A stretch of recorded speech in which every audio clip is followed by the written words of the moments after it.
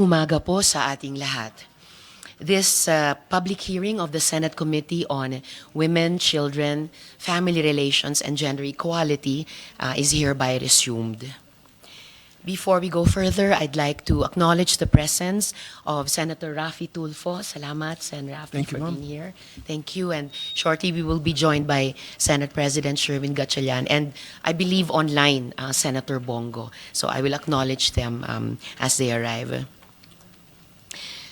Matinding trahedya ang nangyari sa Tacloban at bago pa po ang ano paman, gusto ko pong iparating ang aking lubos na pakikiramay sa mga pamilya na namatayan at lubos na pag-alala, hindi lamang ko kundi ng aming buong komite, pati dun sa mga batang nasugatan at lahat pa po ng mga kaklase, kaeskwela nila na na-traumatize sa terribleng trahedyang ito.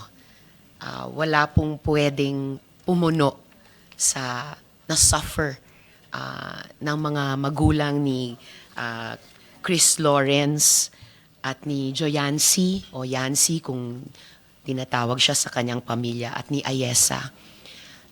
At mamaya ng konti, acknowledge ko na meron ilan sa kanila, sa mga pamilya nila na makakalahok pa rin sa kabila ng kanilang matinding pagluluksa dito sa ating pagdinig at mamaya rin ilang mga miyembro ng pamilya ng mga nasugatan naman at hanggang ngayon ay patuloy na nagpapagaling na sobrang magandang loob din na sumama sa atin in person dito sa ating pagdinig ngayong umaga.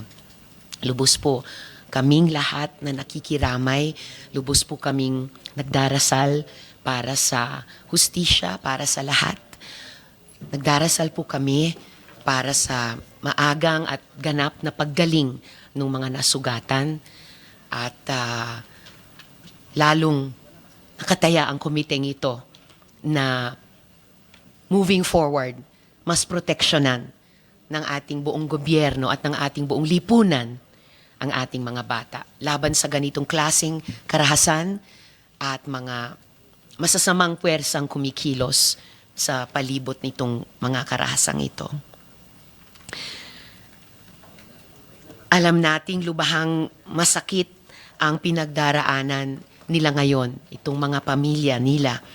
Kaya lubos po akong nagpapasalamat sa mga magulang nila Chris Lawrence Fabian at Yancy Separa na sa gitna ng kanilang pagdadalamhati ay at least sa pamilyang Separa, pinaunlakan nilang imbitasyon ng komite. Wag po nating kalimutan, tanggalin sa ating isip at kalooban ang pamilyang Fabian din dahil kahapon lamang ay inilibing nila ang kanilang mahal na anak. Makakasama natin online mula Tacloban sina Mr. Jamie Separa at Miss Jeneline Badoria na mga magulang ni Yancy. Malaki rin ang aking pasasalamat sa mga kaanak ng dalawa pang estudyante na tinamaan ng bala at kasalukuyan ay nasa ospital pa rin. Kasama natin dito ngayon sa loob ng bulwagan ang ama ni Kay Lapidario na si Ginoong Rolando Lapidario at ang kapatid naman ni Jeric Bituin na si Miss Janica Bituin. Sila na rin po ay magkikwento mamaya tungkol sa pangyayari nung terribleng umagang iyon at kung papaano rin nagpapagaling pa ang kanilang anak, kanilang kapatid ngayon sa ospital. Lahat po tayo dito ay nayanig. Lahat po tayo dito ay galit. Lahat po tayo dito ay nalulungkot at nagluluksa at nag-aalala kasama ng kanilang mga pamilya. Wala po akong alinlangan na kailangan ng agarang aksyon sa trahedyang ito. But we suffer more if we don't look at it through multiple angles. Alam natin na ganitong sakuna ay dulot ng kumpol-kumpol na kakulangan sa ating mga sistema. And we have to look at all the angles. One angle that we are centering on today ay itong phenomenon ng online grooming sa loob ng mga games. Ito po ang topic ng hearing na ito dahil Pagpapatuloy po ito ng nakaraang hearing kung saan siniyasat natin ang nangyari sa school shooting attempt sa Laguna. Sa nakaraang hearing, nilantad ng PNP-ACG ang unti-unting pagkalat ng tinatawag na nihilistic violent extremism o NVE na nagtatarget ng kabataan para udyukin silang saktan ang sarili o kaya ay gumawa ng karahasan sa kapwa nila bata. Let me be clear. I am not calling for a total ban on online games. Wala akong sinasabi na ang naglalaro ng games ay gagawa ng karahasan in real life. Fake news po iyon. Maraming kabataan ang naglalaro para magpahinga, makipagkaibigan, matuto at maglibang.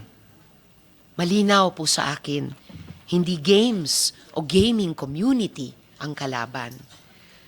Tungkol ito sa mga panganib na pwedeng kaharapin ng mga bata habang naglalaro at nakikipag-usap online. Patungkol dyan, naritong ilan sa aming mga natuklasan. Trigger warning po sa lahat ng nanonood dito at online. May mga indikasyon po na ang naganap na pamamaril sa Tacloban ay may impluwensya ng grupong tinatawag na 764. Ano ang 764? Nagsimula ito sa Texas, USA, ng isang 15 years old na ang pangalan ay Bradley Cadenhead. Cadenhead claims an individual he met through the online game Minecraft aided him in starting 764. The first 3 digits ay zip code niya sa Texas. Ang modus ng grupong ito, maghanap ng mga vulnerableng minors online at hikayatin na gumawa ng kahindik-hindik na bagay. Sabi mismo ng FBI, the leaders of the group are pushing victims to create graphic pornography, to harm family pets, to cut themselves with sharp objects, or to even die by suicide. Paano? Kinakaibigan muna. Binibigyan ng sense of belonging. Pinaparamdam na may lugar sila. At saka unti-unting hinihikayat sa mas madilim at mas mapanganib na gawain. Global na ang reach ng 764. Sa Canada, dinesignate na ito bilang terrorist group. Sa US naman, tinawag na ito ng FBI at the Department of Justice nila na isang national security threat. At naglabas na ng babala ang FBI sa mga magulang para rito. Nais pong i-acknowledge ng Chair ang presensya ng Senate President, Senator Sherwin Gatchalian. Magandang umaga po, SP. Itatanong ko rin po sa inyo mamaya kung gusto nyong mag-opening statement. Salamat po. Marami rin pong indikasyon na yang mga NVE, nihilistic violent extremism networks na yan, ginagawang pugad ng recruitment yung mga games na nilalaro ng kabataan, gaya ng Roblox, Minecraft, at Gorebox.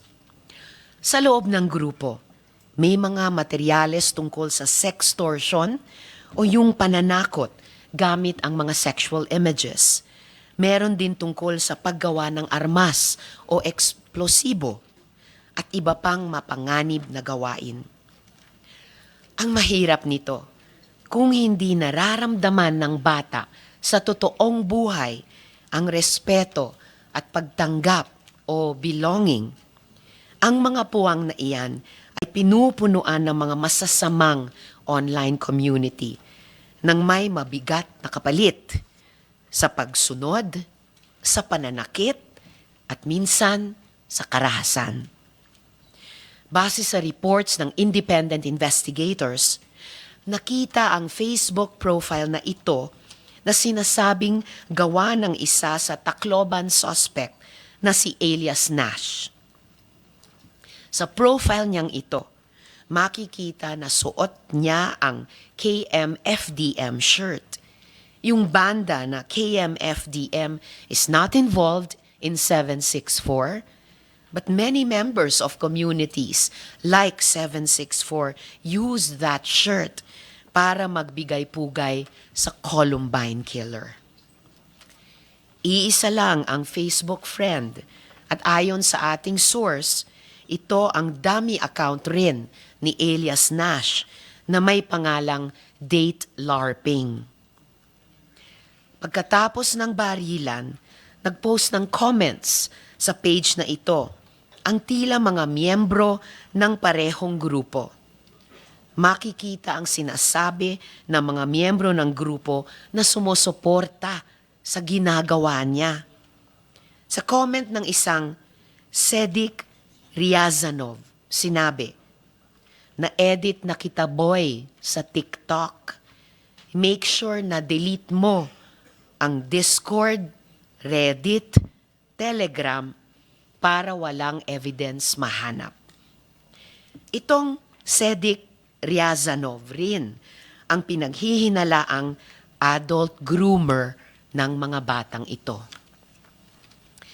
We have been able to confirm that the profile of Elias Nash, Date LARPing, and the Sedik Riazanov profiles are profiles that were active on Meta but have now been deactivated. Meaning, may totoong tao sa likod ng mga profile na ito. Ito naman ang nakita namin na profile ng mga iba pang nagko-comment sa post ni Elias Nash. Mga batang tila nasa network rin ng 764 at may interes sa pamamaril. I want to be very clear. These are not yet final conclusions. Ang mga ito ay leads. Kaya pinadala na po natin ang kumpletong detalye nito sa NBI para sa beripikasyon at investigasyon. Posibleng may mas malawak na network at kailangang mahuli ito bago pa magkaroon ng susunod na mabibiktima. Ilang araw lang po ang nakalipas. May nag-viral rin na post ng isang nanay at ang kanyang batang anak na bilang task daw sa Roblox ay pinahuhubad para makakuha ng rewards. Muli, kapag ang platform ay ginagamit para lapitan, utuin, takutin o pagsamantalahan ang mga bata, may obligasyon ang platform at ang gobyerno na kumilos. Hindi natin mabubura ang sakit ng nangyari at nangyayari pa sa Tacloban. Pero tungkulin nating siguraduhin na may matutunan tayo mula rito. Bago ako magpatuloy tungkol sa mga kababayan natin sa Tacloban, ipe-play po ang video dito sa tungkol sa Roblox.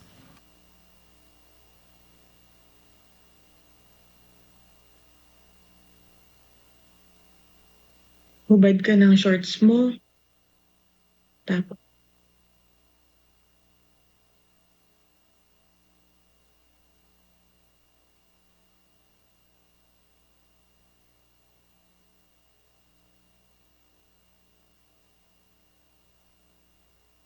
Inaayos lang po yung technical dito.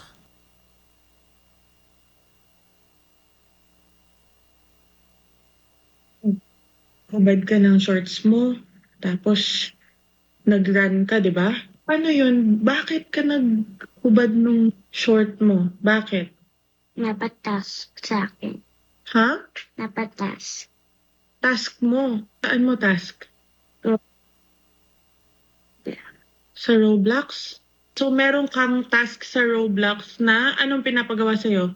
Maghubad siya nagtatalo. Huhubad ka tapos tatalon ka. Sino yung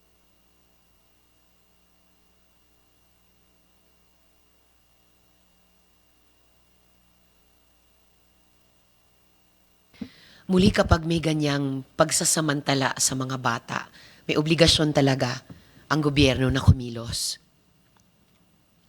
So hindi nga po natin mabubura ang sakit ng nangyari at nangyayari pa rin sa Tacloban. Pero tungkulin nating siguraduhin na may matututunan tayo mula rito. May magbabago at may mapipigilang anumang susunod na trahedya. Ang mga groomers na ito ay organisado. Marunong magtago sa likod ng fake accounts. Kayang magpanggap na kalaro o kaibigan. At araw-araw nag-aabang ng mga batang bibiktimahin.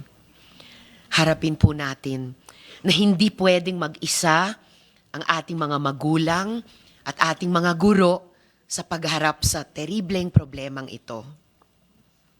At sa ganitong kalaking laban, kailangang mas malaki din at malawak ang proteksyon. Kailangan ding masusing tignan ang naging kahinaan ng mga institusyon tulad ng edukasyon, law enforcement, ng pamilya at komunidad at iba pa. Why did the children have access to guns? May kakulangan ba sa mga parusa para sa mga magulang o caregiver na pinapayagan ang mga bata makapag-access ng mga baril? By now, we must have all seen the photos and videos of Elias Rod and Elias Nash handling guns. Kailangan na rin ba nating i-review ang mga probisyon ng Juvenile Justice Welfare Act? Kailangan ba nating siyasatin kung ano ang early interventions ng DepEd sa mga estudyante na may mga mental health issues? Paano natin mapangangalagaan ang ating mga estudyante na tahimik na pumapasok sa school at hindi dapat biktima ng matinding karahasan sa kamay ng kapwa nila estudyante? Tiwala ako na mabubuo natin ang storya kung tayo ay magtutulungan.